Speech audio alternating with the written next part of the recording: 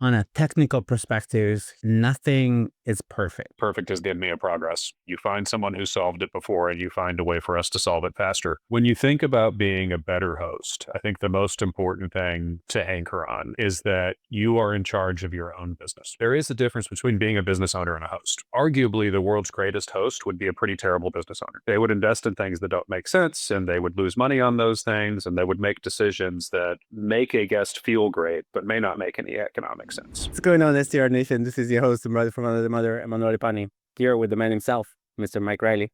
What's going on, Riles? I'm doing awesome, man. Big news in the STR world last week. Whether you think the big beautiful bill is beautiful or ugly, 100% bonus depreciation is coming back for short-term rental investors. So that's huge for people who are working W-2s right now or have a lot of business income and you want to reduce your taxable income by investing in short-term rentals.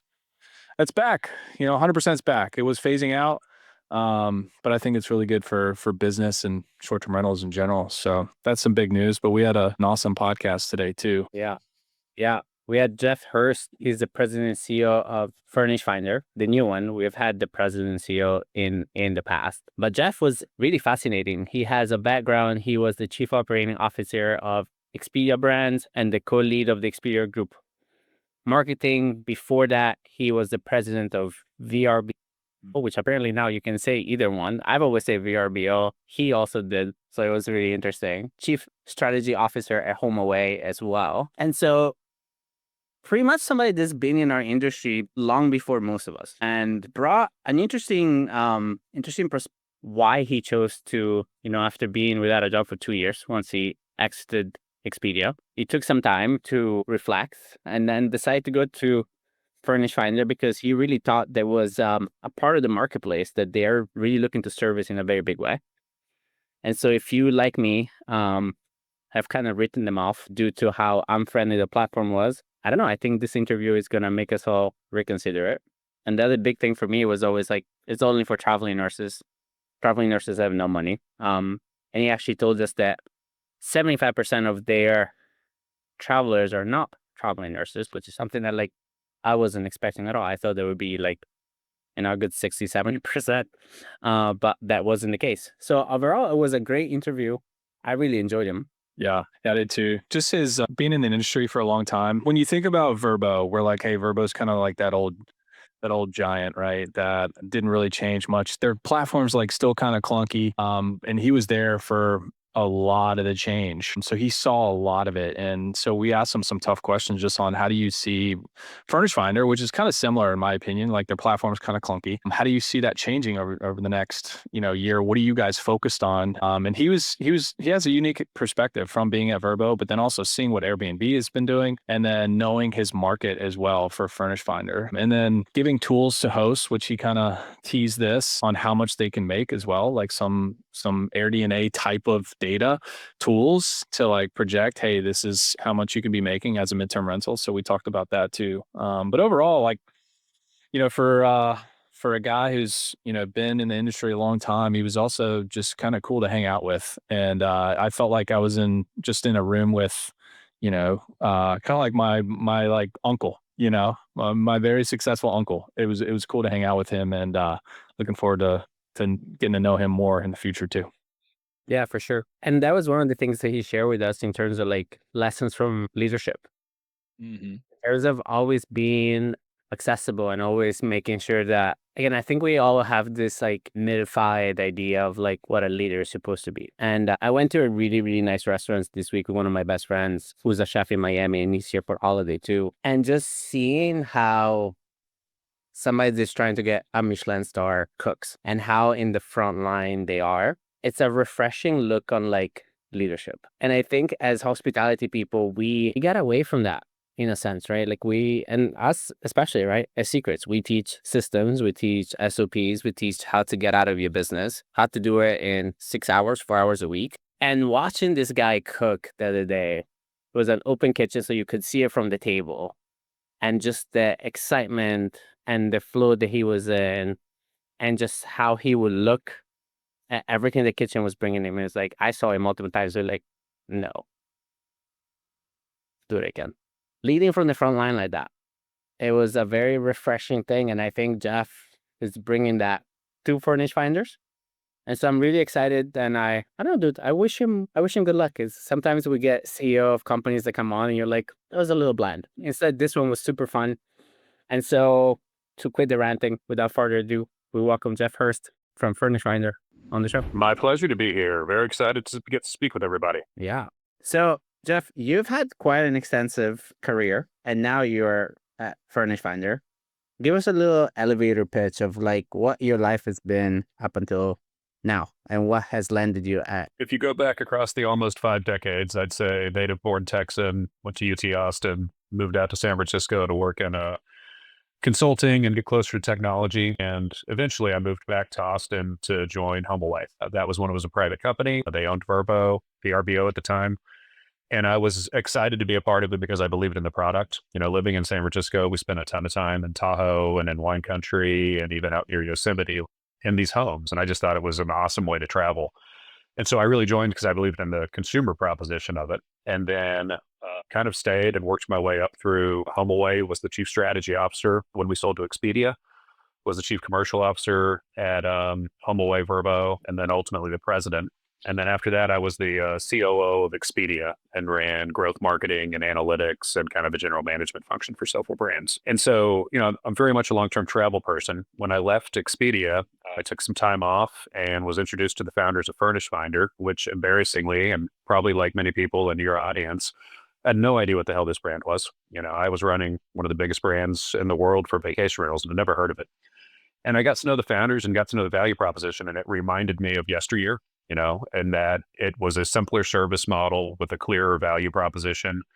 And I didn't think I wanted to be in travel anymore, but the more I got to know the team and the company, I decided that this was a good thing for me to do next. And so we worked with a private equity company to get the founders some liquidity, and they stepped aside so they could be on the board and I could bring in a team to, really kind of reinvent the platform and the product and try and build a credible marketplace for monthly rentals in a way that I don't think Airbnb really serves it well. And I don't think kind of the Zillow apartments.com serve it well. So there's a niche that we think we can do a good job at, and been hard to work at it for over a year and a half, lots of progress and a few steps backwards, and see where we get. Love it. What's something that you're really excited about that you guys have been working on for the last year and a half? It's some of it feels kind of like a lot of it's foundational. We're very much overhauling the technology and modernizing the experience. And so I'm really excited we have a new search page. It's not a search page that's better than most of the search pages that you'd experience on Airbnb or VRBO or Zillow, but it's a heck of a lot better than what we used to have. And, we really compete on basically providing, average, say it's a $2,000 monthly rental, average rental's 3 months. So $6,000 ticket, you're going to pay 10 to 15% in fees on an OTA. Like that adds up. For a lot of our customers, that's a week's take home pay. Like we want to make it easy to take a week of take home pay and put it in, the tenant and the landlord's pocket. And I'm excited in how we modernize the experience, but I don't expect us to be, we don't walk around talking about tech innovation and how we can revolutionize travel. We walk around can we make this an hour easier? Can we make it a minute easier? Can we help people connect and do it in a really cost-effective way? And so the next thing we're building is messaging. We'll have a really modern messaging platform just to help people communicate faster. But it's we're not in rocket science, Phil. We're in catch up because we've got great inventory and we've got a good value proposition. We just want to get more people to know about it. I love that, Jeff. I had a call recently with somebody that was thinking about joining the mastermind, and he had a really heavy kind of tech background. And one of the things he was stuck on was this thing that on a technical perspective, he's like, nothing is perfect. So none of the PMSs are perfect. None of these pricing things are perfect. And it was a very interesting conversation for me because in my ignorance, I find a lot of things to be pretty good. And so how does somebody like yourself play that balance of we're not going to spend the time to revolutionize this. Let's just make it better than it was. And then maybe some things you're like, this is definitely worth maybe thinking outside of the box and really revolutionizing. Yeah. A big mantra around here is perfect is the enemy of progress. And so, you find someone who solved it before and you find a way for us to solve it faster. And you're really picky about when you want to do something that's better, because the consumer doesn't And I think people who've been in technology a long time get wrapped up in it. The consumer typically doesn't think about how good is the tech. They think about how good's the product. Most of our product is 300,000 homes that landlords have trusted us to find tenants with. That's like 75% of the value proposition. And our job is to help you find that home. And there's a lot of marketplaces out there that have done creative things and helped solve it. But at the root of it all, for as much as Airbnb talks about design and product, the reason the product's good is they got over 4 million homes. And that's all there is to it. It's not that much better than the others. They've got some quirky things and it's kind of fun. But so for us, the way we think about walking the line is think of it as like, it's like utility value. How can we do something that creates utility and then is making it innovative or great more utility than doing the next thing fast? And so as an example, we want to fix messaging, and then we want to fix reviews, and then we want to invest more in how we make it easier to like manage a stay. Each of those things could be a place of innovation, but for us, we're approaching each of them as like, let's just get there fast to something people expect, because the real innovation is that you can save 10 to 15% on a $6,000, 3-month stay. So, question for you on that: the user experience for a host, right? Somebody who's got a property, a landlord. I just looked at it. I've used Furnished Finder for the last like 5 years. I just looked at it again because my team does it now. It looks a heck of a lot better. How do you determine how much time and effort and money you spend on the experience for the host versus the effort and time you spend on the experience for the traveler? Um, it's actually really different than how we thought about it at VRBO. And so I'd start there. But you think of it as like, I'm trying to optimize people's time. To me, value propositions are all about time and money. And so I'm trying to help tenants and landlords save time, and I'm trying to help them save money. And I think we're really good at saving them money yet and not great at saving them time. We spend more time on the tenant side so far because the tenant is the one who's, if they get to the site and it's not working, they're probably not going to come back. And so we need to make that really smooth so we can connect more of them and get more referrals. We spend a little less time on landlord, especially so far, because both were pretty suboptimal. Probably your experience from several years ago. Both were pretty suboptimal, but you got to keep in mind for the landlords, they're typically in our dashboard more like 4 times a year. 90-day average stay, they get in for lease up, then they get to just like set it to the side. Some of them have multiple properties or in more often, but it's less of a time investment for the landlords. And so as long as we can get them that $6,000, $8,000, $10,000 booking, we feel like we've got kind of the value prop right. And then, so we're going to make the tenant experience great. We're going to make messaging great. And then we're going to get more into the landlord experience so it can catch up. We want to provide better data. We want to make it faster. I think in particular on mobile, it can be better.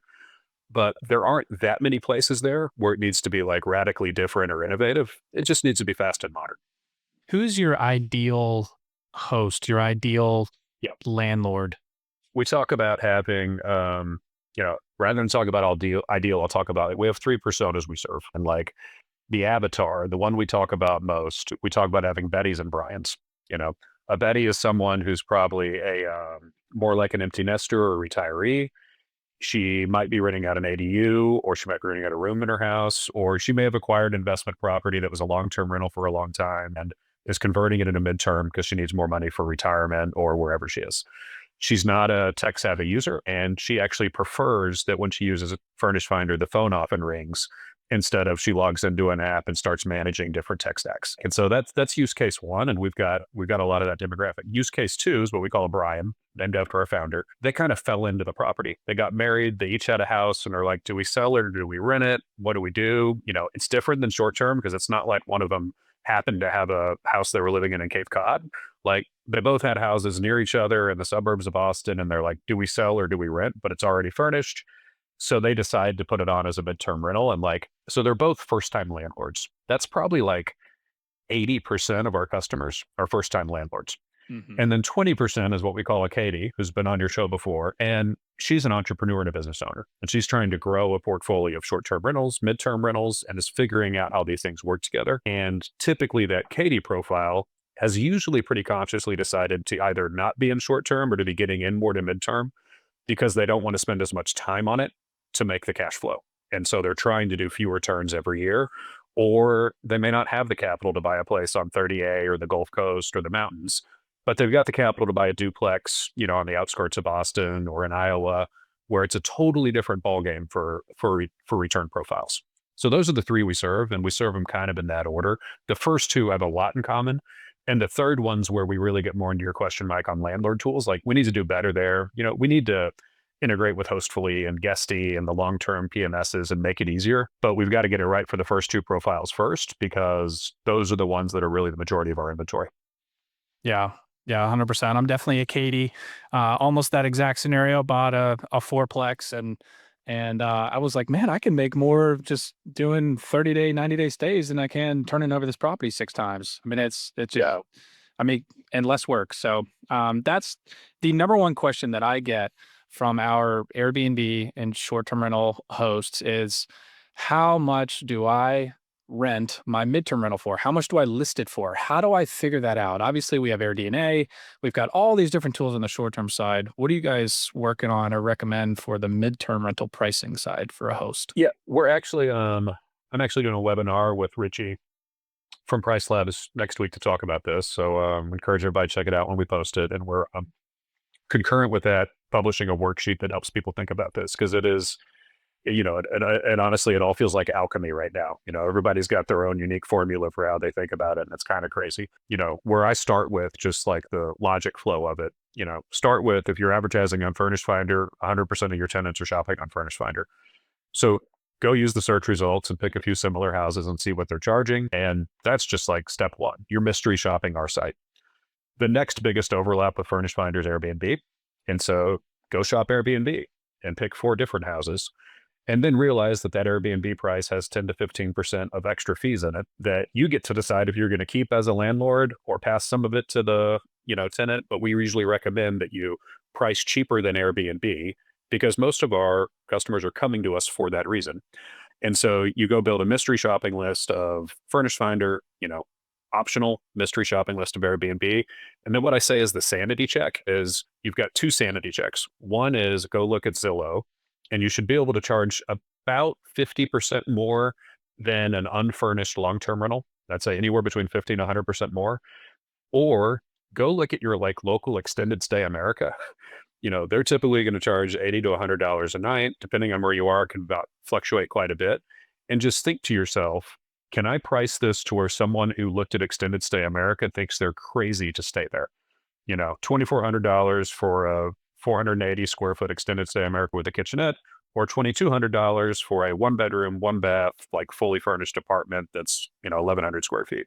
You can kind of think about that as the calibration points. And then we're building a worksheet to help people put it together. The other thing I encourage people to, I've been surprised, and not surprised, short-term rentals have happened a lot too. A lot of people have no idea what this thing costs in the first place. And so the first thing is actually know your expenses. What's your mortgage? What are your utilities? You do need to have more of a fund for maintenance and vacancies, and think about those things, and know what your floor price is to just break even. And if you don't have to break even, fine, but really know that math too. I know Mike is happy that you said that. I can just see it. I've known him enough. He just has a little smile just building in his upper cheeks. Jeff, and I know this is not going to hurt your feelings, but I hope it doesn't hurt the feelings of everybody else at Furnished Finder. In my mind, anytime I thought about you guys, has always been for my more economy stay kind of properties, right? Is my 1-bedroom, my 2 bedrooms, maybe my 3, but not really my 4, 5, 6, 7-bedroom houses. Is that still true? Is that something that will remain true for Furnished Finder, or is in your mind and plan with the team, is that something that is going to change? It is changing and will continue changing, but it doesn't have an end game that feels like Airbnb or VRBO. And I think that's really important. So let me talk you through it a little bit. 300,000 homes in the US, 70% of them are 2-bedroom or smaller.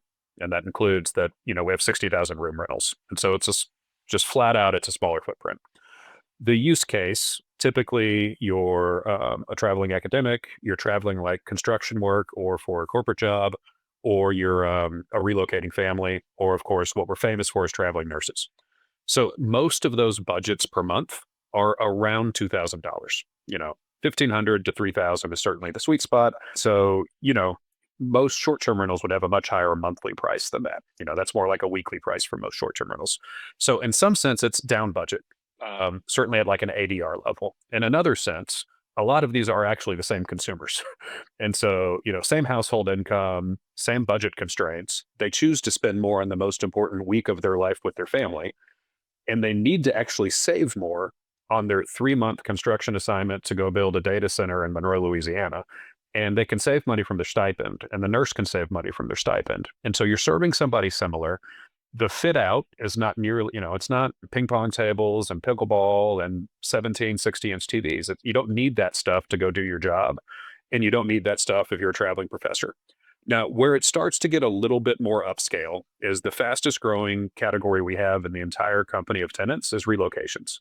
And, 3 years ago, people would have thought about that as like insurance housing. Now, what it literally is a family, Mike moved from San Francisco to North Carolina. It's a family who's moving from Seattle to Austin. They either can't afford or are not willing to pay for the house yet because they want to try before they buy. And so they're going to come rent a 3-bedroom house in a, suburb of Austin for 6 months, try out the school system, try out the neighborhood, and they're willing to pay more. They're going to live there and they get to save money on furniture. And so you're seeing more of that dynamic where I think our inventory will start to expand around, call it primary schools and high schools, into nicer neighborhoods where people are basically making a decision to try before they buy, or potentially with the younger demographic, we actually see a lot of people who I think are really rationally making a decision not to own furniture. So, furniture is expensive, moving furniture is expensive. And if you're not committed to a location or a job and you can rent the furniture with the house, you really buy a hell of a lot of option value in terms of how you live your life and what you do next. And so we see a younger demographic, some people would call them digital nomads, but I think it's a little different. They literally just want to rent it all because they want to have the flexibility to live their life in a very different way than Generation X grew up. And so it's getting more premium, but I don't have any suspicion that this is a category that grows to like 6-bedroom, 7-bath houses that have $200,000 interior furnishing. I hope it doesn't. I think what we're trying to solve is a real community service. Somebody's roof catches on fire, somebody wants to move to a neighborhood and can't afford to buy or can't sell their last place. Like, you want this inventory there. And a lot of where I think that next wave of growth comes from, it's the what used to be like an estate sale teardown may now be an interesting way for someone who inherits that home to furnish it and have it be a very lucrative midterm rental, whether it's for sentimental value or because the market's not right to sell. Yeah, I love that. And I love the integrity aspect of it that really kind of was oozing out in the way that you answered that question, right? In the way that you guys are not going after the Airbnbs and you're not planning on it. I appreciate it, right? In terms of like, Well, yeah, at a personal level, like, it's not lost on me that Airbnb kicked my ass for about 12 years of my career. Like, yeah, I mean, like, that happens. We built a very successful business that I'm really proud of at VRBO, but, they did something different and unique. And like, I don't want to relive that either, but I think they're doing a disservice to a lot of the market that deserves something cheaper and better. yeah, I love So- that you brought that up because I was going to ask you, sorry, Riley. No, go ahead. So you had a look behind the curtain when it comes to VRBO. That's how I used to call it. And everybody starts saying VRBO and people are like, I'm like, Yeah. maybe I'm just Italian. I switched back and forth. You can go either way. Okay, good. I'm going to tell people that you told me to do so. So now I have, a little passing and Expedia. And so what would you share with our listener and with host in general from the look behind the curtain that would help us be better host and or just attract more traffic? I think when you think about being a better host, I think the most important thing to anchor on is that you are in charge of your own business. And there is a difference between being a business owner and a host. Arguably, the world's greatest host would be a pretty terrible business owner. Like, they would invest in things that don't make sense, and they would lose money on those things, and they would make decisions that make a guest feel great, but may not make any economic sense. And so, I mean, I think the first piece of advice I give people is like, first and foremost, most people are trying to be business owners and approach it that way. And business owners think about things like channel diversification. And they think about things like, when to cancel and not cancel when something unfortunate happens with a guest, and like why there is trip insurance and why there are you think about those in a business way different than you think about them as a host. And so my first piece of advice is to separate those two things. My second piece of advice is to know which channels do what for you, and in particular to price them accordingly and potentially content them accordingly. You should have repeat guests coming directly to you. They shouldn't need to go through a portal. You should have a different pricing strategy on Airbnb and VRBO because Airbnb is more restrictive than VRBO. Both of them should probably be a little more expensive than whatever you do on your own channel, not just for their fees, but like there are pricing games in there that really matter. And then, and I think maybe somewhat of what I'm saying is like, oh, well, you get that on most podcasts from someone who hadn't been the president of VRBO. I think the last thing I'd say is that while these companies at VRBO, we tried very hard to be in touch with an individual host and what they were trying to solve, but we had 2 million of them. And so you solve things at a macro scale. You solve for the system. And so policies and changes are meant to make the system stronger. And it's really incumbent on the owner, business owner, and the host to know whether it makes their business stronger.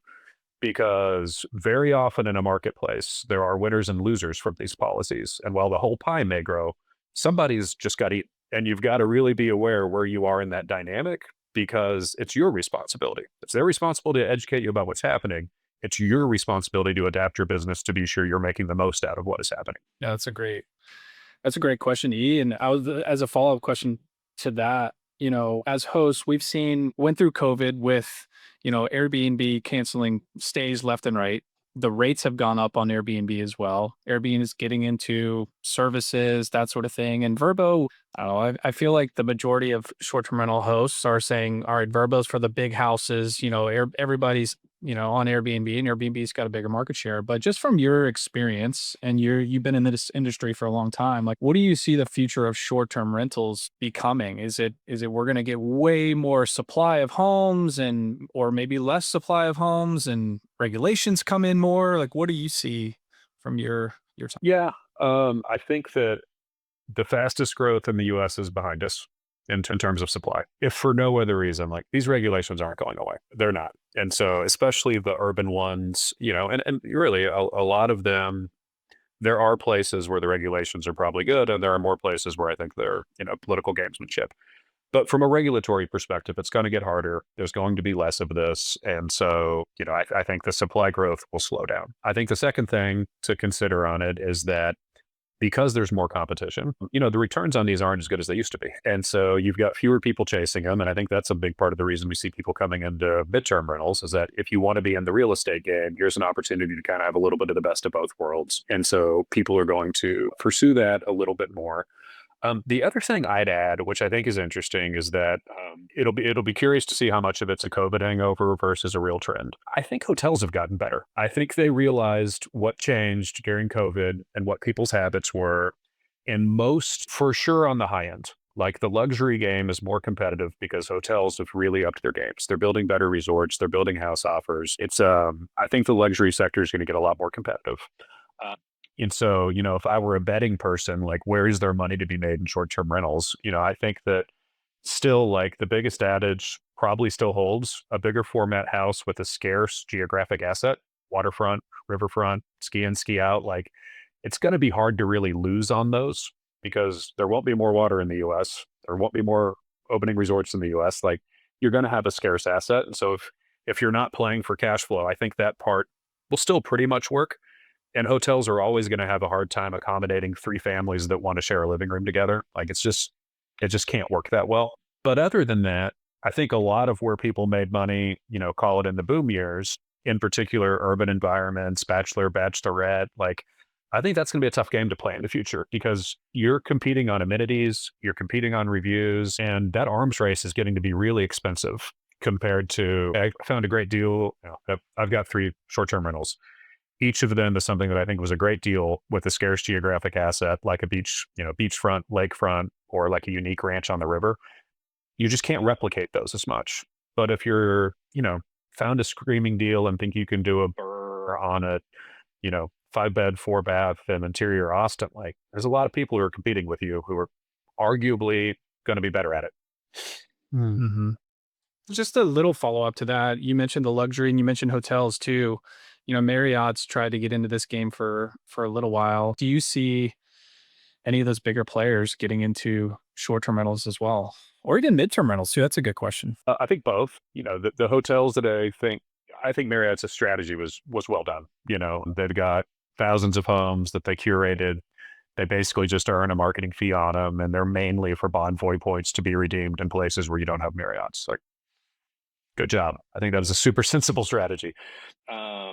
When you get into like who's done something really interesting with like an offer, like I think One and Only, I think Rosewood, like I think the luxury brands that are selling individual homes at the resorts where you get a full-on private home experience and everything else, that's really hard to compete with if you just have a nice luxury home. Now, sure, it's more expensive, but once you start to play in that super luxury space, like there's a lot less price sensitivity. People are not walking away because there's a 10% fee. They want that house. They don't care. They're going to go take it. And so I think that, I don't think like 3 stars is going to be a battleground. I think 5 stars is going to be a battleground. In MTRs, I can certainly see it. There's almost like and there's a few of them. There's Hello Landing and Blue Ground are kind of like the Sonders of midterm rentals, different operating model, but they're taking out long-term leases and they're furnishing and they run kind of like a more affordable version of corporate housing. And I think they're customers of ours. And I think that's a smart play, but I don't think there has not yet proven in short term, and I don't think there will be in midterm, a viable single family roll-up play for hotels to be there. It doesn't really match their DNA, how they approach cleaning, how they approach operations, how they approach entering and exiting capital. Like, it's just a lot different versus owning, 20, 50, 100 individual homes. I think there's a niche that's going to be pretty durable. And what I like about the midterm space for those investors, say you're going to put $500,000 to work for a short-term rental, you might be getting a quadplex for a midterm rental instead of a single family home for a short-term rental. You just have different opportunities for how you can utilize the space. And your backup plan is always make it a long-term rental and like have a lower return, but pay all the bills and be fine, versus like a short-term rental that goes wrong, goes throw the mortgage in the trash wrong. There's no climbing out of it if it goes really wrong. I totally forgot what my last question was, but it's okay. Must have not been that good. So my new question that I have for you is this, right? As an industry leader and through all the people that you've got to meet in your life, as you run Furnished Finder, as you come into this new company, what are some of the philosophy and people that have inspired you in the way that you lead and you run teams? 3, I'd say there would be a very long list. I'll mention a handful. All people I worked directly with. The co-founders of HomeAway, hugely influential in my life. Brian Sharples and Carl Shepard, and very different leaders. Brian much more charismatic. Brian much more salesman, and like I try and figure out how do I bring that part of him into my role to like keep people excited and motivated and think about the future.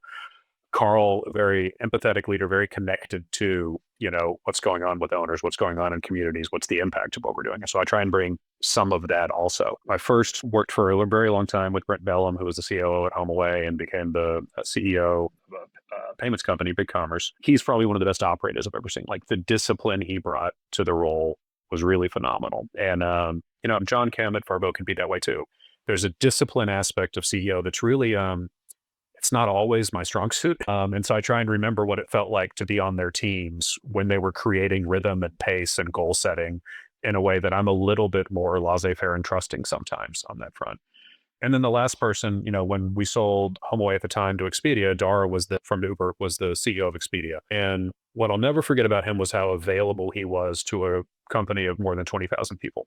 Like just see him around there wasn't, for who he was and who he's become, there was never an aura of I can't approach him or talk to him in a way that I always found really meaningful of like, you kind of knew that he was somewhere under there, just a regular guy, and you could talk to him and approach him and talk about things in a different manner. And so, obviously we're small, but that part of like having lunch together with the team and talking about what's going on with my son at summer camp or, how hard A, B, or C is as a father, as a husband, as a friend, like bringing that into life, I think is connected. And I mean, honestly, often as a short-term rental owner, it's like, I was telling Mike, dock washed away, beach ruined last weekend. And it's like, but in the context of what happened in Texas, like I'm a winner.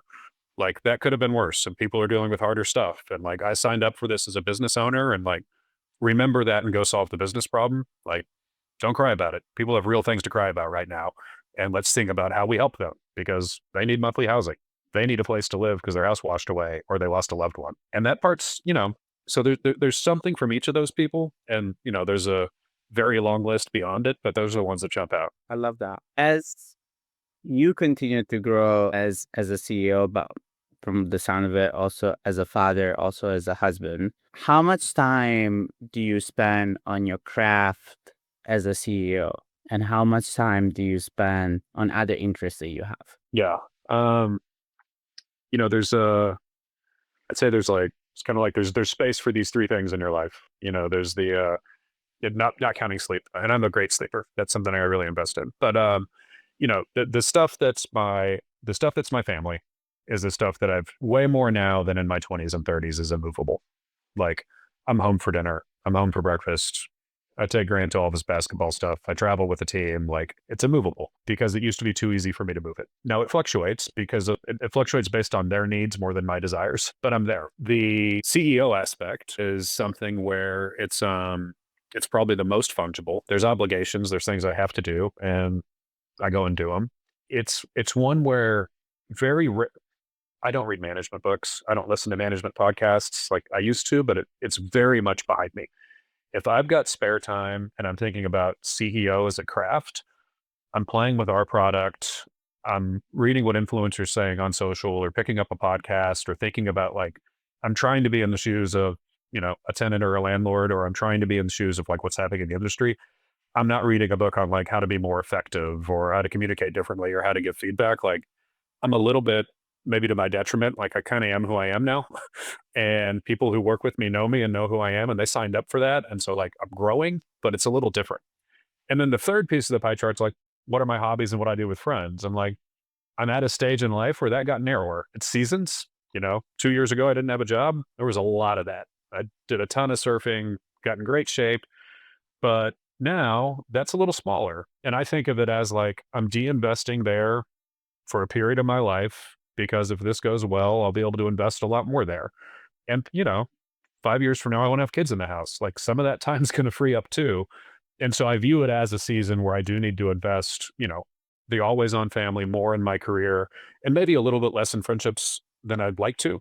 My hobbies are I like boating. I like outdoor, I like fishing. I've got this ranch that I tell people what I learned when I was unemployed after Expedia was that if I had more money, I wouldn't do anything, because I really enjoyed going to the ranch and chainsawing trees and working on stuff and just having little knick-knack projects. But I'm very energized by what we're doing now. And so it's fun. And so it takes up a little more space. Yeah, I love that answer. What made you choose Furnished Finder? With after being off, and I'm sure you could have had other opportunities or kind of pinpoint to a different industry altogether or different parts of travel. What does a man like you look at when it's is it the people? Is it the product? Is it a combination of the two things? Is it the culture? I had a bunch of different CEO offers. I ended up here for a handful of reasons. And I wouldn't say trying to think about how to give advice on it. But the reasons I ended up here, one was there wasn't really much of a team in the US. And so I got to build one, which meant I got to work with people I know and wanted to work with again, which honestly de-risked it a lot, but also made it more fun. Linked to that, there wasn't an office. And so I can drive to my office without going through a stoplight. So that, back to the pie chart, that means I can spend more time with my family. And so that became a big selling point. I wasn't going to be traveling. I was looking at stuff. Oh, you're going to be a remote CEO in San Francisco, but we've got an office in New York and we opened one in London. I was like, oh crap, I've done that before. That's hard. It's lucrative, but it's hard. And so there was a lifestyle component around the people I would be with and what it meant for my family. There was a second piece of, I mentioned kind of the ass whipping I took along the way. There was a second piece of I know how to do this. I know this space. I know this marketplace model. This is adjacent enough to where I can apply things. And that got me to a place of, I think I'll be more successful as a first-time CEO doing this because I really do know the space. And I hope that has held true. I think we're doing good, smart things and moving faster. And then the third piece to it, as I mentioned, if this goes well, I'll make a decent amount of money and that'll be great. You learn along the way what you're worth and how to value time and money. And that part of this wasn't the most lucrative thing I could have done, but it was certainly enough to where the other two really made it very compelling from that sense. I always tell people when they're approaching a similar discussion, and I do a lot of this at University of Texas each year, is you get to choose what you're going to do, where you're going to do it, and what city you're going to live in. And the order of those things, knowing those things yourself matters the most. Like going, and I was a McKinsey consultant. So like there was a lot of like, well, I'm going to go apply to McKinsey Cleveland because it's easier to get into than McKinsey San Francisco or this, that, or the other. And it's like, remember, you're committing to Cleveland and that might be great. But like, I want to be in Austin and my community near my family. And so that was a guiding light. And so if location is it, then the next thing is like, is it the company or is it the role you're going to play? And for me, I wanted to be a CEO. So it was the role. And then, all right, what's the best company I can find to go do that at? But I think everyone can have a very different stage of life and it shifts of like, are you willing to be flexible on location to get a new title? Are you willing to be flexible on, what title you have to work at a company you may not think has as much growth opportunity?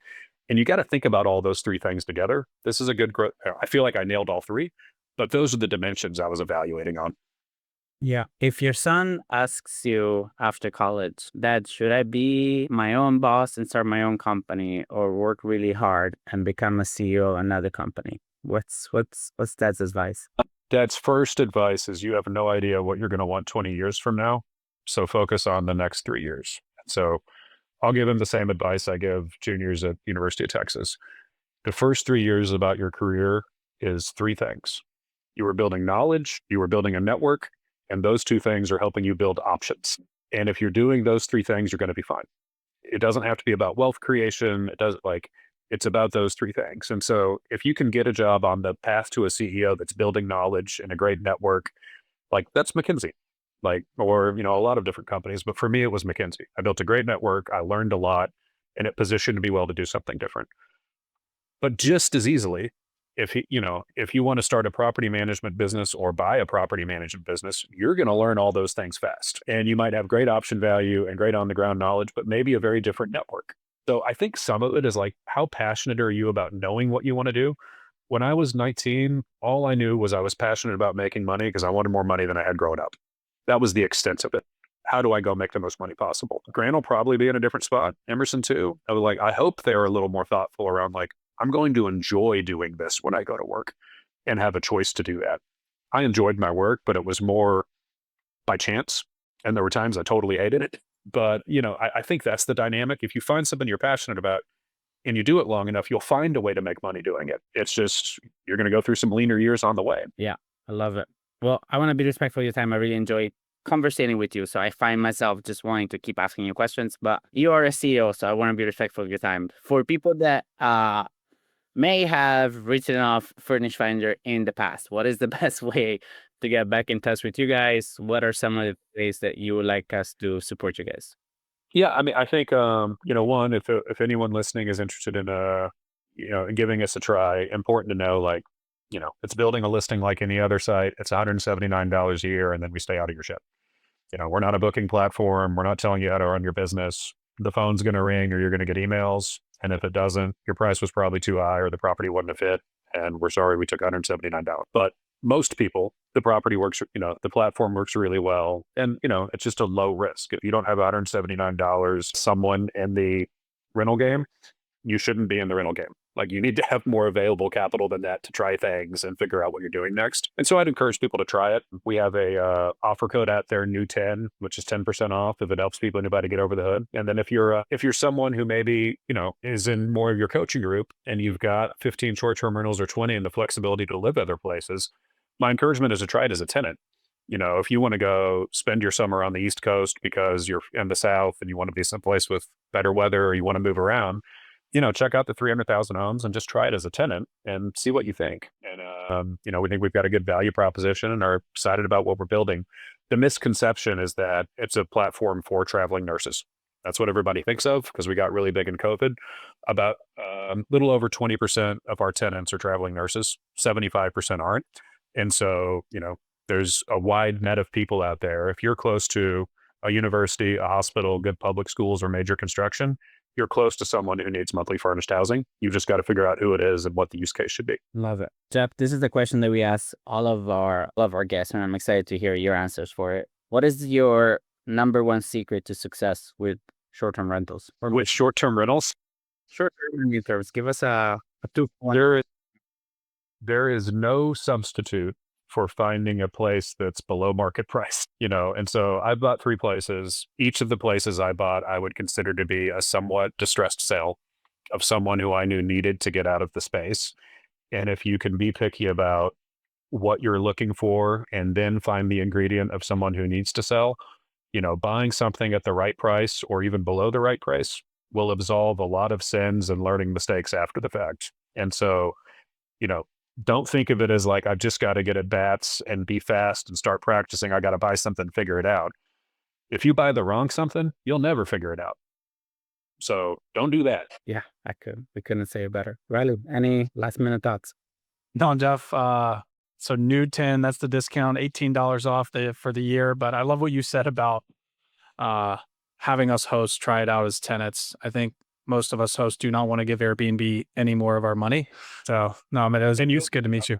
One thing, for people in that boat who do decide to use this, be sure you use at least one of the same images or the same headline as what you might have on Airbnb, because there are a ton of tenants who are reverse engineering Airbnb. Maybe you're big enough to have your own website, but if not, that's how they end up coming to Furnished Finder, is they're trying to save the 12%.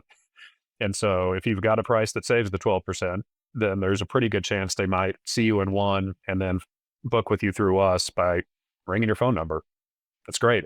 You're going to get paid in cash. You're going to get paid directly with a check or ACH or something that saves you money, and they're going to save the fees, and you're going to have a real contract, and you're not going to have to deal with somebody calling you and saying that your booking's been canceled for reasons you don't understand. I love it. Jeff, this was a pleasure. We really do appreciate you coming on the show and spending time with us. And I think you shared, I know, at least for me, you shared a wealth of information that it's really evident of the amount of work and love and passion that you put in what you do. So we appreciate it. And thank you for what you're going to do for Furnished Finder. I'm excited for you guys to come to the marketplace in such a big way. All right. Well, thank you for having me, guys, and all the best to everybody listening. Pleasure.